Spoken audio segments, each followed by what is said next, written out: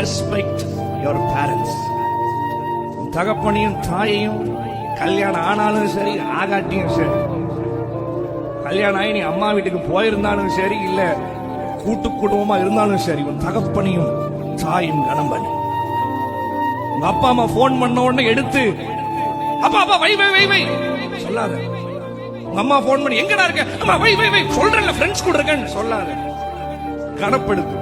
Phone பண்றாங்களா பைக்கை நிறுத்தி சொல்லுங்கம்மா என்ன பண்றீங்க, சாப்பிட்டீங்களா கேளு.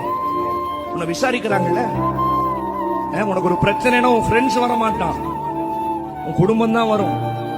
நீ ஆக்சிடென்ட் ஆகி ரோட்ல விழுந்துட்டீங்கன்னா உன் ஃப்ரெண்ட்ஸ் காசு தர மாட்டான், உங்க அப்பா தான் தலையை பிச்சுக்குவாரு என் பையனுக்கு ஆபரேஷன் பண்ணணும். உன் ஃப்ரெண்ட்ஸ் வர மாட்டான். போன் பண்ணா வை வை வை வைப்பா எடுக்காம மிஸ்டு கால். உங்க அப்பா அம்மா கூட மிஸ்டு காலே உன் ஹிஸ்டரியில் இருக்க கூடாது.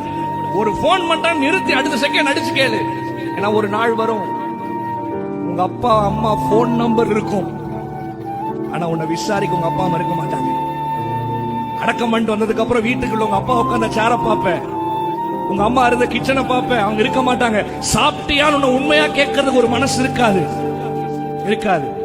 இருக்கும் பொழுதே அவங்கள ரெஸ்பெக்ட் பண்ணு. கற்பனையிலே மேலான கற்பனை உன் தகப்பனையும் தாயையும் கனம் பண்ணு. Download ShareChat.